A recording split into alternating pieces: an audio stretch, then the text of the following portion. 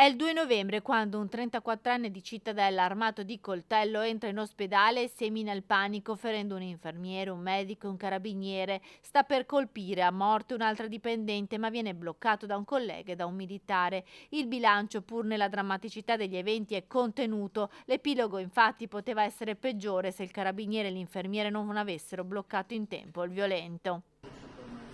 Oddio! Madonna beata, mamma. Queste immagini invece risalgono al 6 dicembre scorso, ospedale Borgo Trento a Verona. Un 34enne marocchino, dopo le dimissioni dal pronto soccorso, ha aggredito un addetto alla sicurezza intervenuto dopo che, alterato e agitato, il 34enne stava cercando di aggredire medici e infermieri.